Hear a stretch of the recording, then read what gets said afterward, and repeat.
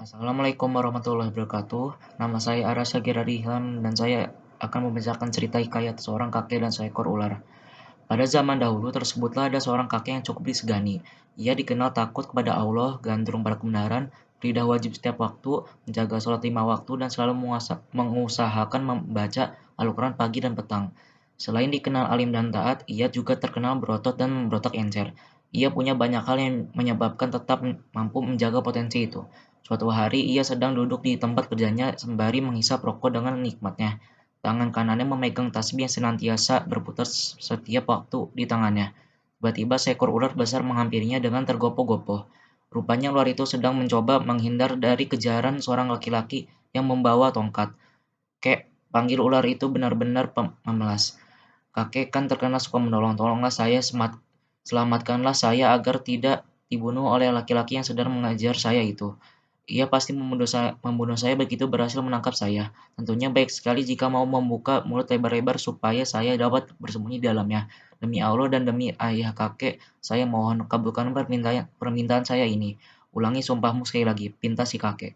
Takutnya setelah mulutku kebuka, kamu masuk ke dalamnya dan selamat. Budi baikku kamu balas dengan ketulusan.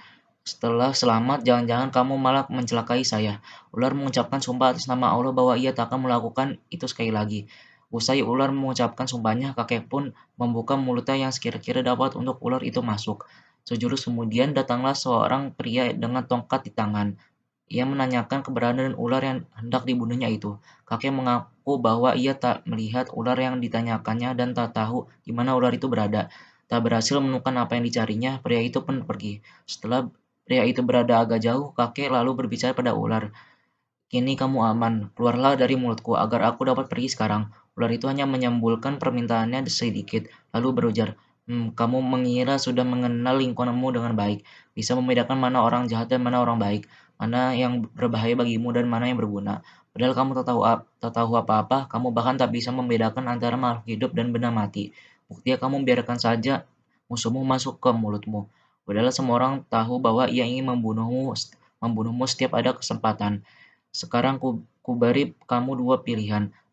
Terserah kamu memilih yang mana, mau kumakan hatimu atau kumakan jantungmu. Kedua-duanya sama-sama membuatmu sekarat. Kontan ular itu mengancam. La haula wala quwata illa billahil aliyil azim. Tiada daya dan kekuatan kecuali bersama Allah yang maha tinggi dan agung. Ungkapan geram, bukankah aku telah menyelamatkanmu? Tetapi sekarang aku pula yang hendak kamu bunuh. Terserah kepada Allah yang esa sajalah. Dia cukup bagiku sebagai penolong terbaik.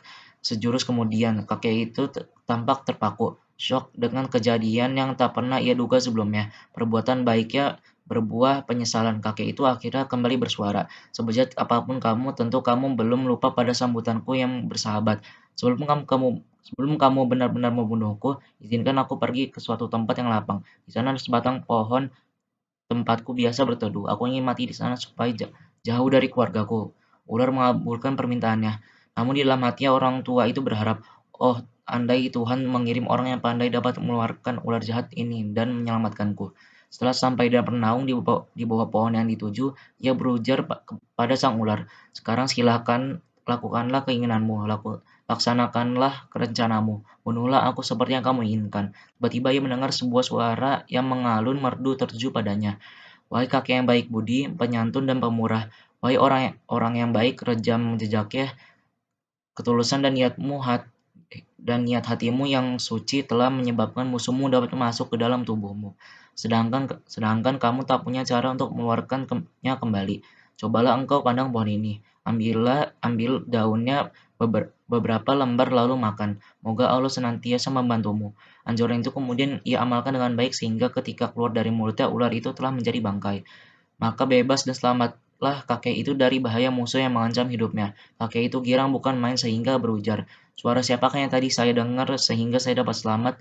Suara itu menyahut bahwa dia adalah seorang penolong bagi setiap pelaku kebajikan dan berhati mulia. Suara itu berujar, saya tahu kamu dizolimi, maka atas izin zat yang maha hidup dan maha berdiri sendiri, saya datang menyelamatkanmu. Kakek bersujud seketika, tanda syukurnya kepada Tuhan yang telah memberikan pertolongan dengan mengirim seorang juru penyelamat untuknya. Sekian dari saya, mohon maaf bila ada kesalahan. Wassalamualaikum warahmatullahi wabarakatuh.